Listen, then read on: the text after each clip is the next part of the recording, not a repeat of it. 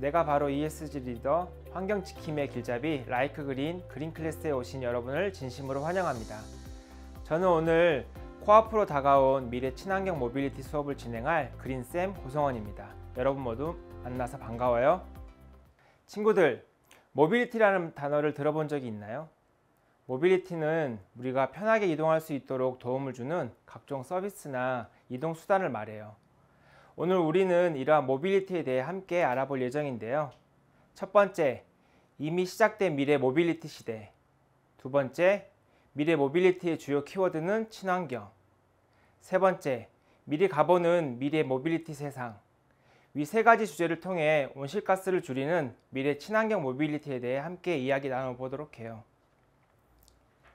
첫 번째 주제는 이미 시작된 미래 모빌리티 시대입니다.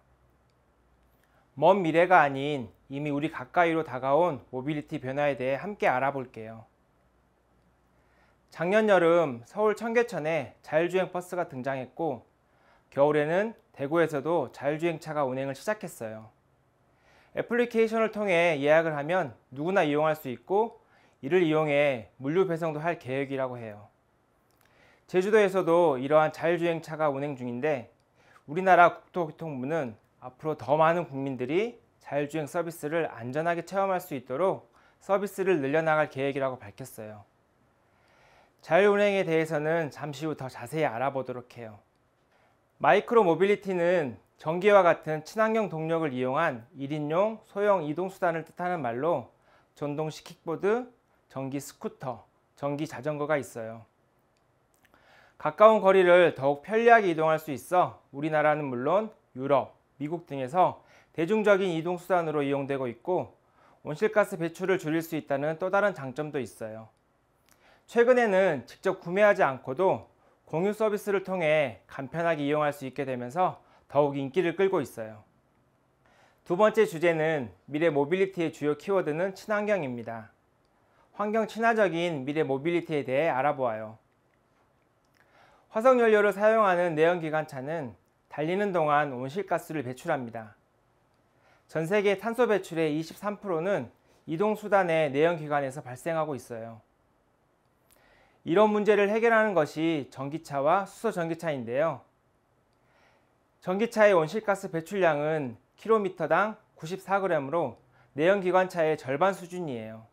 국제에너지기구는 2050년 탄소 중립 달성을 위해서는 2035년까지 내연기관차의 판매를 중단하는 것이 필요하다고 강조하고 있어요. 전기차는 충전한 전기로 모터를 작동시켜 움직여요. 수소전기차는 수소연료로 산소와 화학 반응으로 전기 에너지를 만드는 연료전지와 모터로 움직여요.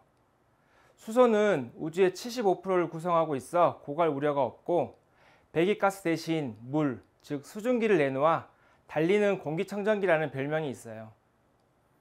지구온난화를 막기 위해 전 세계는 전기차와 수소전기차와 같은 친환경차에 보조금을 지급하거나 세금을 할인하는 등 다양한 확대 정책을 펼치고 있답니다.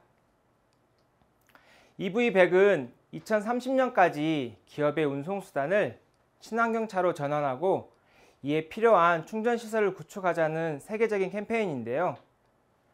참여하는 기업은 2030년까지 보유 또는 임대한 3.5톤 이하 차량 100%, 3.5톤 초과 차량 50%를 전기차 혹은 수소전기차로 바꿔야 해요. 2023년 4월 기준 전 세계 127개 기업이 참여하고 있으며, 우리나라에서는 2021년 4월에 LG에너지솔루션이 국내 최초이자 전 세계 배터리 업체 중 최초로 EV100에 가입했어요. 앞에서 배웠던 우리나라 곳곳을 달리는 자율운행 버스 모두 기억나나요? 자율운행을 통해 우리는 에너지와 시간을 절약할 수 있게 되었어요. 자율주행은 운전자가 조작하지 않아도 자동차나 비행기 같은 이동수단이 스스로 움직이는 것을 말하는데요. 자율주행차의 경우 차에 달린 센서로 상황을 인식하고 이 데이터를 온라인으로 전송하면 인공지능이 이를 판단해 운전을 제어하는 방식이에요. 자율주행차가 더욱 보편화되면 환경에도 긍정적인 영향을 미칠 것으로 기대되고 있습니다. 인공지능이 도로 상황을 판단하고 최적의 경로로 운행하기 때문에 도로의 혼잡도가 완화되고 운행 거리와 운행 시간이 짧아져 배출되는 온실가스와 매연을 줄일 수 있기 때문입니다. 기러기들이 V자 형태로 날면서 에너지 소비를 줄이듯이 자율주행 차량이 무리를 지어 운행하는 군집주행도 에너지 소비를 줄일 것으로 기대하고 있습니다. 세 번째 주제는 미리 가보는 미래 모빌리티 세상입니다. 가까운 미래에 만나게 될 모빌리티 기술에 대해 함께 알아보아요. 태양광을 이용해 스스로 에너지를 만들고 이를 이용해 움직이는 모빌리티도 개발되고 있어요. 바로 태양광 자동차입니다. 네덜란드 자동차 기업 라이트이어는 2022년 11월 세계 최초로 태양광 자동차를 출시했어요. 이 자동차는 화창한 날 충전하면 약 70km를 주행할 수 있다고 합니다. 태양광으로 움직이는 태양광 비행기도 있어요. 스위스에서 개발한 태양광 비행기 솔라인 펄스 E는 세계 최초로 태양광을 이용해 세계를 일주한 비행기인데요. 이 비행기는 2명의 조종사를 태우고 1년 4개월 동안 558시간을 날았다고 해요.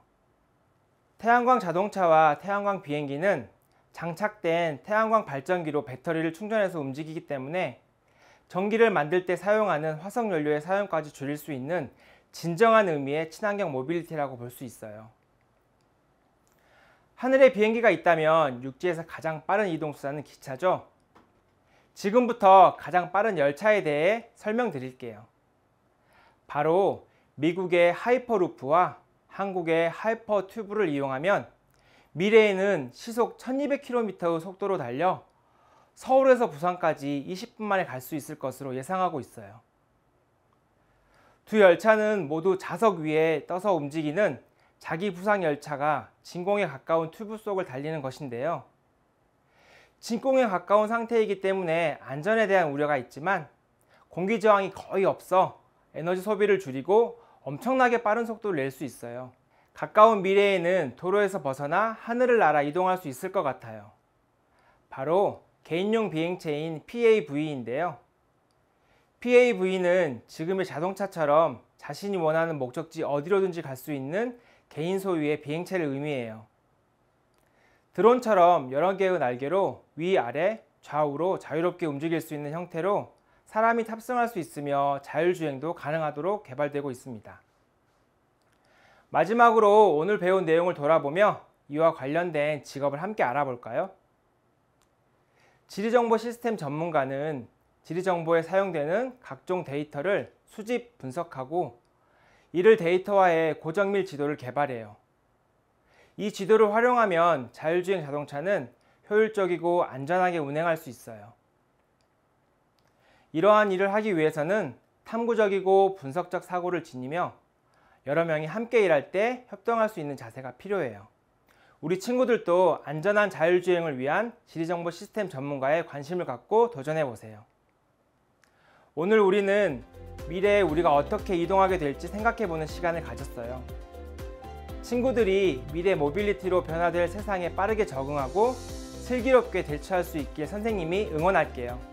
그럼 코앞으로 다가온 미래 친환경 모빌리티 수업은 여기서 마치도록 하겠습니다. 지금까지 그린쌤 고성원이었습니다. 여러분 수고하셨습니다.